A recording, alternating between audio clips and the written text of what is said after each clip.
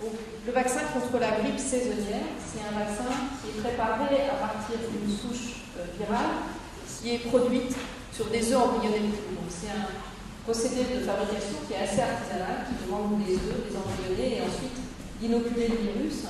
Et donc, cette technologie, c'est important de le savoir, ne permet pas de production en quantité très large. Et c'est important dans le cadre d'un vaccin pandémique où on va pouvoir produire une très grande quantité d'antigènes pour vacciner la majorité de la population, si possible, et la population entière au niveau du globe.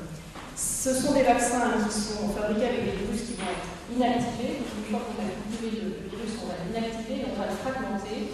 Et ces vaccins sont administrés sans adjuvant, ça c'est important aussi, parce que par rapport au vaccin pandémique, le vaccin de la grippe saisonnière est un vaccin sans adjuvant. Il existe un seul vaccin grippal avec adjuvant contre la grippe saisonnière qui s'appelle le GripGard, qui est fabriqué par Novartis et qui est à l'ARN chez les sujets de plus de 65 ans, où il est utilisé de façon assez large, pas tellement en France, mais dans d'autres pays européens et aux États-Unis. Dans le vaccin contre la grippe saisonnière, on met 3 virus, 2 sous-type A, 1 sous-type B, et chaque année, on revoit la composition du vaccin en fonction de la surveillance épidémiologique qui est faite par l'OMS, qui au mois de février à peu près décide des virus qui auront le plus de chances de circuler l'année d'après, qui vont donc être inclus dans le vaccin.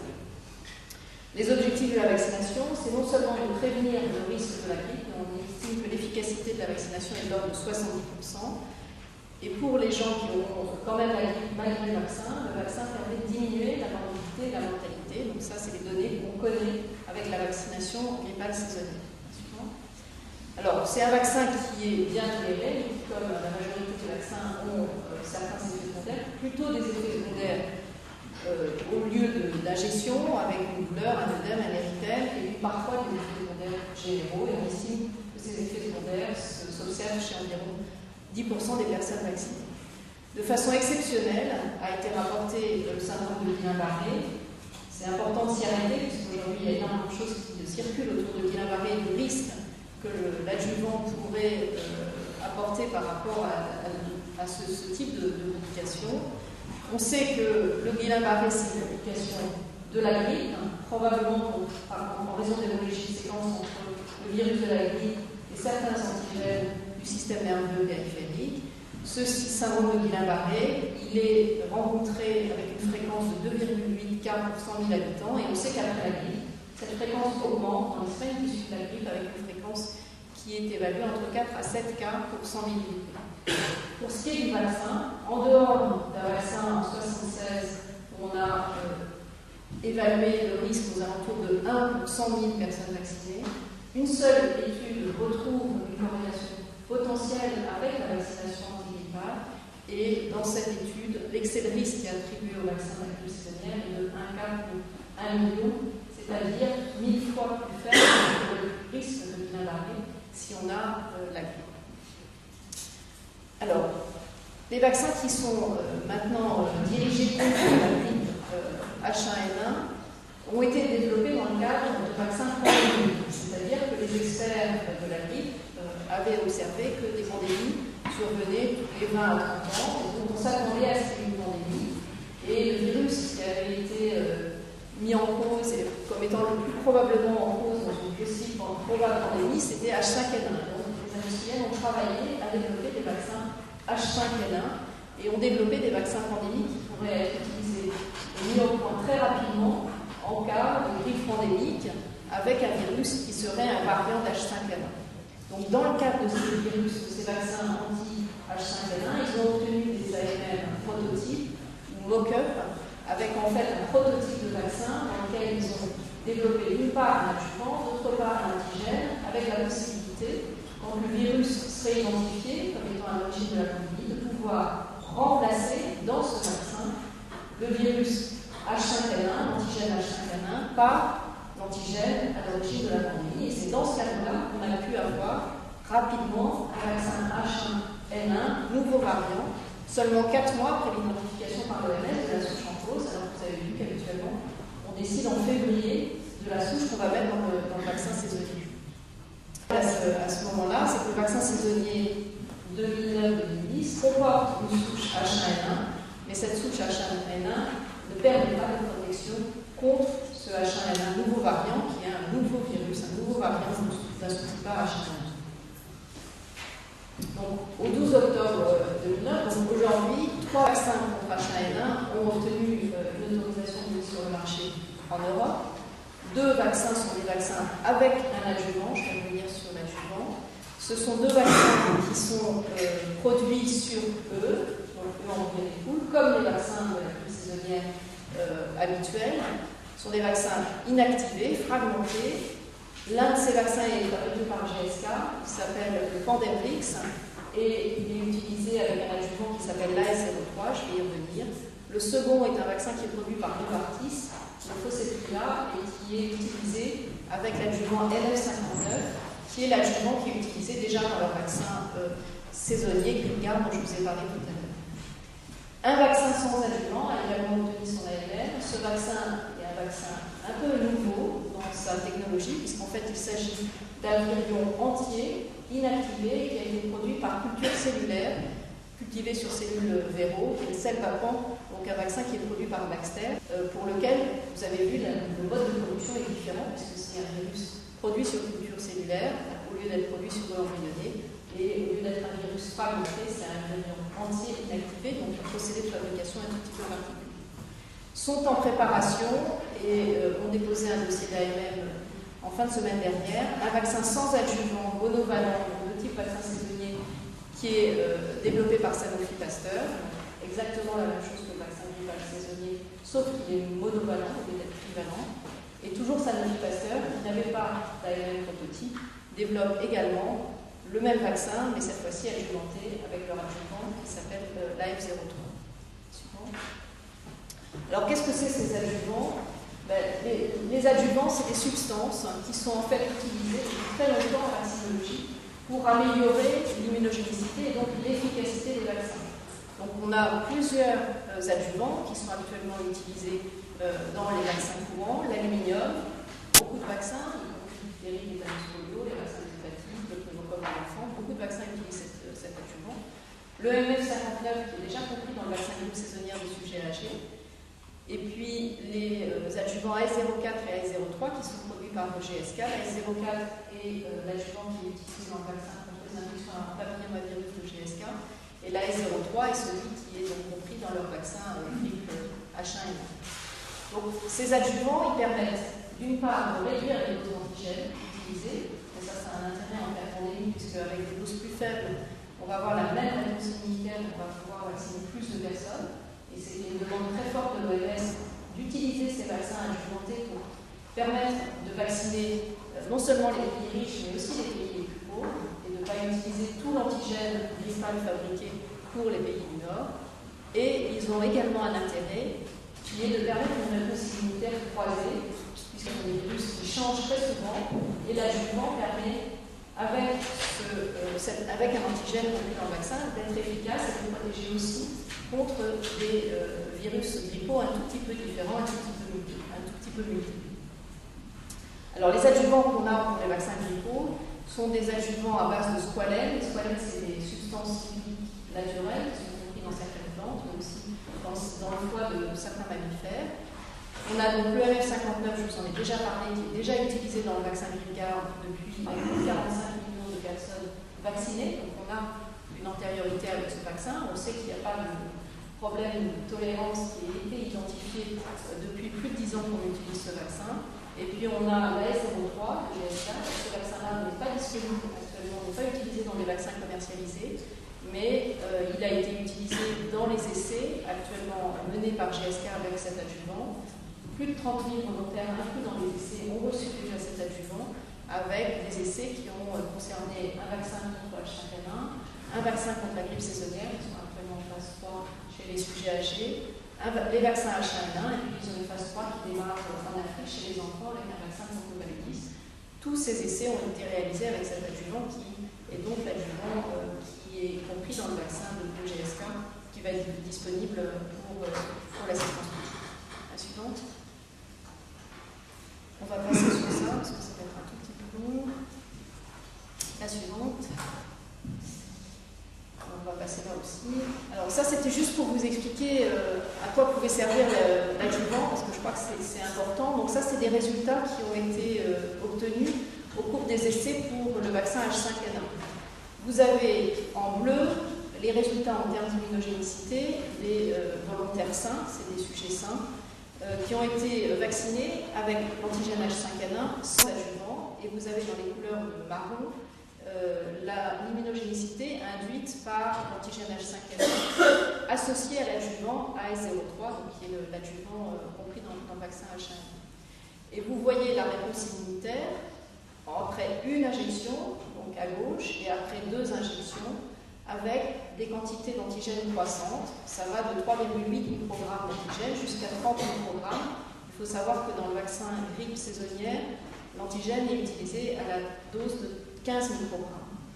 Et donc ce qu'on voit très bien sur cette diapositive, c'est qu'après une injection, on a déjà une bien meilleure réponse immunitaire chez les sujets qui ont reçu, chez les volontaires qui ont reçu le vaccin avec l'adjuvant. Et ça, dès les petites doses, puisque vous voyez qu'en jaune, à 7,5 microgrammes, on est quasiment aussi bien qu'à 30 microgrammes. Et avec H5N1, quand on faisait une deuxième injection, tous les sujets étaient parfaitement bien protégés dès la dose de 3,8 microgrammes. Donc c'est sur ces données-là qu'ils ont obtenu une AMM avec une quantité d'antigène qui est de 3,8 microgrammes associée avec l'adjuvant, donc AS03, pour 2 injections, et on était là dans le cadre de H5N1. La suivante. Alors, ce qui était intéressant aussi, et c'est pour ça que je pense que cette diapositive est importante, c'est que non seulement on peut utiliser des doses d'antigènes plus faibles, donc avec un intérêt, cette fois-ci au niveau collectif, de pouvoir vacciner plus de personnes, mais on peut aussi, avec ces doses d'antigènes plus faibles, assurer une protection contre un virus un tout petit peu différent de celui qui compose le vaccin.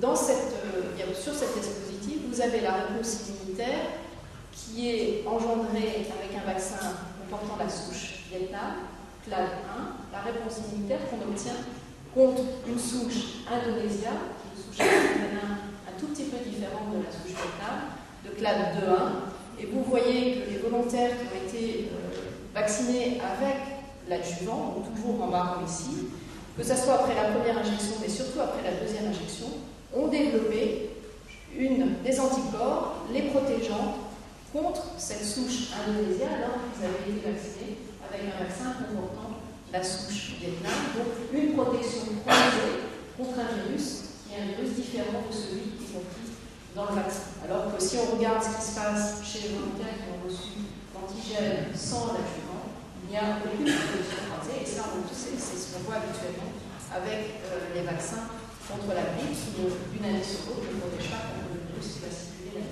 l'année d'après. Donc un intérêt évident, surtout on sait que les virus de la grippe sont des virus qui bougent beaucoup, qui se modifient, de pouvoir utiliser un aliment, non seulement pour réduire les doses d'antigène, mais aussi pour permettre une protection croisée contre un virus qui serait un tout petit peu modifié ou qui se serait modifié. La suivante. Donc ça c'est un petit résumé pour vous rappeler donc, les vaccins qui ont une AMM aujourd'hui, le Faucetria, le Pandemrix et le Selvapan, en sachant que la particularité de ces vaccins, c'est que ces vaccins se présentent sous la forme de multidoses, c'est-à-dire qu'on a en fait des vaccins qui sont présentés sous la forme de 10 doses pour permettre de vacciner plus rapidement, d'avoir à disposition plus rapidement le produit, et que c'est peut-être une contrainte supplémentaire, en tous les cas pour la vaccination à l'hôpital, ça va probablement pas simplifier les affaires. La suivante. Alors, qu'est-ce qu'on sait sur les vaccins antigrippaux H1N1 On a, depuis le début du mois de septembre, les résultats en termes d'immunogénicité. Bien sûr, on n'a pas de données en termes d'efficacité. Il faudra attendre d'avoir vacciné les personnes et qu'elles soient exposées au virus. Mais en termes d'immunogénicité, on a des résultats qui montrent que ce vaccin est beaucoup plus immunogène que ce qu'on attendait, en tous les cas beaucoup plus immunogène que ce qu'on avait obtenu avec H5N1, et que probablement une seule dose de vaccin va être suffisante et va permettre d'induire une réponse protectrice chez la majorité des personnes, en tous les cas des personnes saines et en bonne santé. Il n'y a pas de problème de ces premiers essais en termes de tolérance, mais bien évidemment le nombre de personnes qui participent à ces essais est réduit, c'est donc quelques dizaines. On a des données sur quelques dizaines de personnes vaccinées qui ne montrent pas de progrès particulier. La disponibilité est très proche, hein, parce qu'on devrait, Sandra nous dira peut-être ce soir si c'est demain ou la semaine prochaine, on devrait avoir des vaccins pour vacciner le personnel de santé des hôpitaux d'assistance publique très bientôt. Donc il va falloir qu'on réponde aux questions diverses et variées, aux craintes de tous pour administrer ce vaccin. On s'oriente vers une seule administration, même si aujourd'hui, je vous ai montré pourquoi on était parti sur 2 doses à 3 semaines d'intervalle, c'était vraiment par rapport au vaccin H5N1. Ce sont des flacons multi-doses et il a été recommandé par les experts immunologistes de respecter un délai de 3 semaines entre la grippe saisonnière et H1N1, puisqu'il y a 2 H1N1 différents dans la grippe saisonnière et dans le vaccin H1N1, et qu'il existe un risque théorique de compétition immunologique entre ces 2 souches H1N1. Quelles sont les contre-indications? Il y a très peu de contre-indications. La seule contre-indication vraie et formelle, c'est l'antécédent de réaction anaphylactique à l'un des constitutions du vaccin. On voit des résidus qui pourraient rester à l'état de traces et qui proviendraient de la production du vaccin. C'est essentiellement l'allergie à l'œuf, qui est l'allergie vraie à l'œuf qui est une contre-indication. Et puis les autres sont essentiellement des précautions d'emploi, en particulier donc des hypersensibilités à la substance active ou à des exceptions du vaccin. La suivante. Alors pour terminer, un petit mot sur les recommandations. Donc, vous savez que le Haut Conseil de la santé publique en France est responsable des recommandations vaccinales et tous les ans donc, établit des recommandations vaccinales pour la vaccination de la population générale et des populations spécifiques. Et donc le Haut Conseil de santé publique a été amené à se positionner sur l'utilisation de ce vaccin antigrippal H1N1. Donc les recommandations qui ont été faites ont été d'une part dans un premier temps de vacciner contre la grippe saisonnière, dans la mesure où on n'avait pas d'argument pour dire que les virus grippaux-saisonniers ne circuleraient pas. Et dans ce cadre, il avait été proposé de vacciner le plus tôt possible, en particulier pour les professionnels de santé. C'est pour cela que la campagne de vaccination à l'assistance publique a commencé de façon beaucoup plus tôt, beaucoup plus précoce que les autres années. Et pouvoir, dès qu'on aurait le vaccin H1N1, être en mesure de vacciner les personnels de santé avec donc, ce délai de 3 semaines entre les 2 vaccinations. La suivante. Alors ensuite, le deuxième problème qui avait été posé au Conseil de la santé publique, c'est que très rapidement, on a su qu'on n'aurait pas un vaccin pour vacciner l'ensemble de la population en même temps, puisqu'en fait les vaccins arrivent un petit peu au compte-gouttes. Et donc, on a établi au niveau donc, du comité technique de vaccination, et ça a été repris par le Haut Conseil de santé publique, un établissement des priorités pour l'accès à ce vaccin H1N1. Et donc, dans les facteurs qui ont été pris en compte, il y a bien sûr l'exposition au virus, il y a l'identification d'un facteur de risque de complications graves, et Jean-François Delfrécy vous a montré que finalement, on n'est pas encore très au clair par rapport à ces facteurs de risque de survenue de complications graves. Et il semble que même les gens sans complications graves puissent présenter des formes graves de façon relativement exceptionnelle. Et puis, il y a un certain nombre d'éléments éthiques sur lesquels Marc reviendra en troisième partie. Il y a par ailleurs un certain nombre d'incertitudes, en particulier épidémiologiques, on en a déjà parlé. Et donc, l'idée, c'est de pouvoir, en fonction des données épidémiologiques, rediscuter de ces facteurs de priorité. Donc, quelles sont les priorités? Alors, en priorité 1 sont les personnels de santé, mais également les personnels médico-sociaux et les personnels de secours, en commençant par la vaccination de ceux qui sont le plus exposés, avec un contact fréquent et étroit avec des maladies limitées, ou encore ceux parmi les personnels de santé qui ont des facteurs. Ensuite, les femmes enceintes, puisqu'on a très rapidement montré que les femmes enceintes, à partir du 2e trimestre, et surtout au 3e trimestre, étaient particulièrement à risque de développer des formes graves, en particulier en raison des modifications immunologiques qui sont mises en place au moment de la grossesse. Les nourrissons, de 6 mois à 2 ans, on ne peut pas vacciner les enfants en âge de 6 mois, les vaccins n'ont pas la meilleure de cette tranche d'âge, et ceux avec facteur de risque, et puis pour protéger les tout petits enfants, donc l'encourage des enfants de moins de 6 mois. Donc toute cette population va être vaccinée en priorité, donc avec les premières doses de vaccin. Et puis ensuite, on a essayé d'envisager les différentes situations qui étaient plus à risque de faire des complications. Les sujets de 2 à 64 ans qui ont des facteurs de risque de faire des formes graves. Les facteurs de risque sont ceux qui ont été identifiés dans les autres pays. Les sujets de plus de 65 ans avec des facteurs de risque. Les nourrissons de 6 à 23 mois sans facteurs de risque. Puis les sujets de 2 à 18 ans sans facteurs de risque.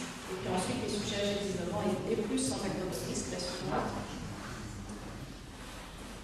Voilà, donc là en corrélation, et c'est l'objet de la discussion de ce soir, c'est vraiment de commencer en priorité la vaccination des personnels de santé avec un objectif qui est de protéger le système de prise en charge des malades. Donc, il y a un objectif qui est à la fois de protéger les personnels de santé, mais également un objectif qui est peut-être plus difficile à faire passer, mais qui est aussi de protéger et de faire que le système de prise en charge des malades continue à fonctionner si les professionnels de santé sont protégés et sont vaccinés.